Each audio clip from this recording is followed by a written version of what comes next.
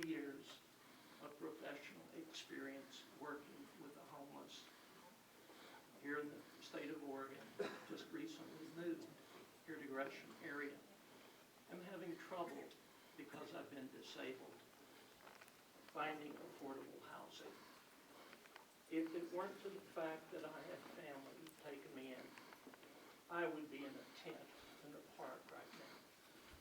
40 years ago, I was homeless, had no education, became in trouble with the police because of that.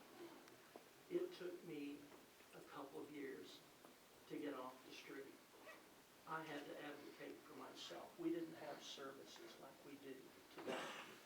I can tell you this, when you make things hard on the homeless, you make them desperate. And then you do have community problems when people are desperate. Desperate situations call for desperate measures. You can't just shift it off on Portland or ship them out to Utah or someplace else and resolve it. You take them away from their homes and their families. You cut off their supply lines. You handicap their churches that are trying to help them. You cut them off from the hope that they need to get better. What I would beg the people of Portland and its leadership to do is to look hard at your policies and your procedures and think about what you're doing to yourselves. Because what you're bringing on yourself and this community, instead of the blessings you experience right now, are curses. Anytime someone is cursing the poor by dispossessing and dislocating them, you're bringing it back on yourselves. What goes around with us comes around. So I would hope that there could be coalitions formed. There could be study groups. There could be cooperation between the people, the property owners, those who have votes, those who pay taxes, and those who are not yet able. I would hope this happens before it's too late in this community. Thank you for your time. Thank you. Well, I appreciate it. Could you push her? There you go. Okay, thank you for this opportunity to speak to you. My name is Douglas Basket. I represent a nonprofit here in Gresham, Portland. I don't know which. I have a Portland address, but I live in Gresham. So we are right now in the preliminary stages of looking at two buildings in Gresham. One is at 611 East Powell Boulevard. They want $2.75 million for that. That seems a little bit reasonable. And the other property we're looking at is 2222 Northwest Division, and it's the old dental clinic. And we want to make SROs out of that. There are at least, according to the point in time, there are at least 12 veterans who are still living on the street, even though your own little thing you put out said all the veterans are in housing. They're not. So the thing I hear, so then another building could probably remodel and all that. The thing I see is, I hear a lot of people talking, but nobody talks solutions. So I'm kind of here to talk solutions. But first I want to tell you a little story. During a break at a leadership retreat, 5 staff members went for a walk beside a small river that ran through the conference center. They suddenly noticed a group of toddlers being swept downstream. And as they watched the water become more rapid and the numbers of children in peril grew, one leader jumped in the river and started to grab kids, throwing them up on the dry banks, saving them one by one. The second leader also jumped in and channeled others into a calmer cove where she started to teach them to swim so they could save themselves. The third leader jumped in too and began to organize the now swimming toddlers to become self-help for getting them to teach their unschooled peers at least to tread water to survive. The fourth leader ran off, headed back upstream to the retreat center, saying he was going to get more volunteers to help, encourage donations of dry clothes, raise funds to support continuing rescue and self-help efforts, and to get some management training so they could all operate more efficiently and effectively, completing with outcome measures. The last leader ran off in the other direction. When her confused colleagues asked where she was going, she said she was headed up upstream to see if people were throwing the children into the river and try to stop their abuse, or at least figure out how to prevent it from if they were falling in accidentally.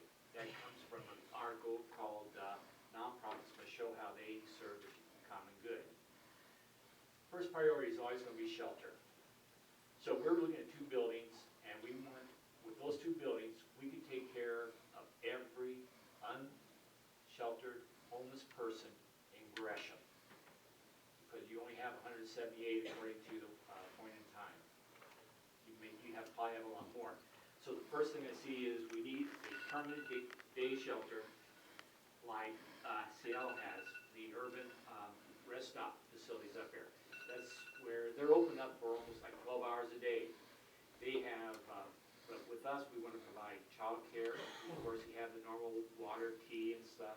But we want a lounging area for recreational opportunities and conversation, communal public restrooms, and a family-style bathroom, pub, private shower rooms with 1 family-style bathroom, have laundry facilities on it, access to what we call a bring one, give one sock exchange.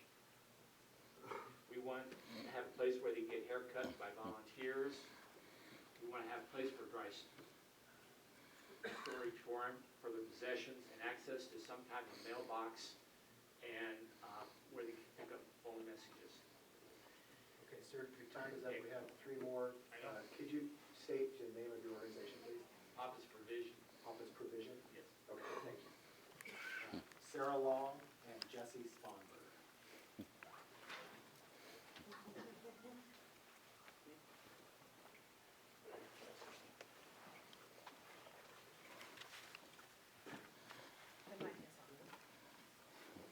Council members, my name is Sarah Long.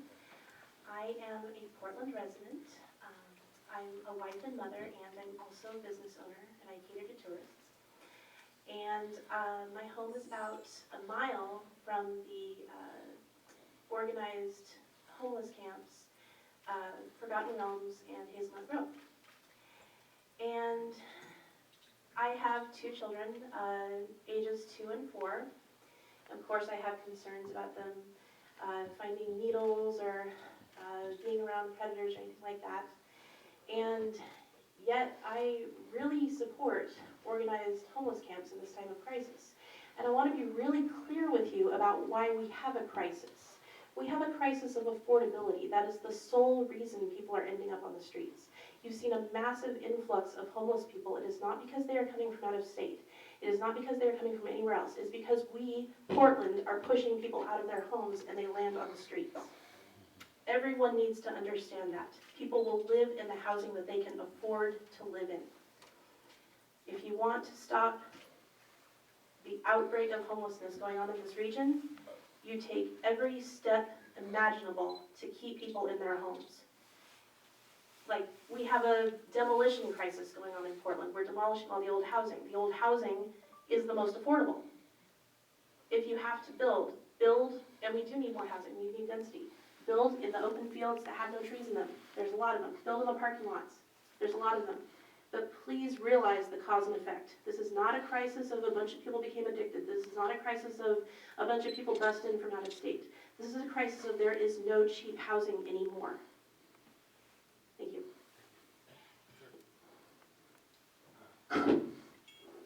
My name is Jesse Sponberg. I too come from Portland, but I live in pretty far east of Portland. I actually live off 131st Division, so a lot of the problems that Gresham sees, I see too. In fact, I kind of relate more to Gresham than I do the decision makers on the other side of the river. East Portland and Gresham were kind of one. I came here today to give you guys a warning from the future. Okay, I've spent the last decade in Portland being very involved in houseless rights. And I remember 10 years ago, for example, going to a meeting very similar to this in Portland. And 10 years later, what have we in Portland learned? We learned that putting up corny little orange signs or orange fences doesn't work. We've learned that sweeps doesn't work. We've learned that law enforcement doesn't work. But yet I see this conversation echoing the same old one. So what I would encourage is to come to this table with new definitions that break our old stereotypes and our old stigmas of what a homeless person is. In 2006, these aren't bums and bag ladies and hobos. These are economic refugees. You know, we need to change the vernacular that we come to the table with, because everybody's already, you know, made their minds up on how they feel about a bum or how they feel about a bag lady. But these aren't the fun-loving people that slept in the parks in the 80s.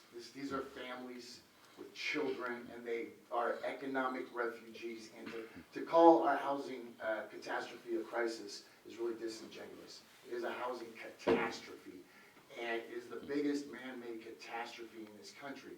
So I want to encourage new vernacular, new words, so you come to the table with new ideas of who these people are. They're economic refugees, and they need economic refugee settlements to live in.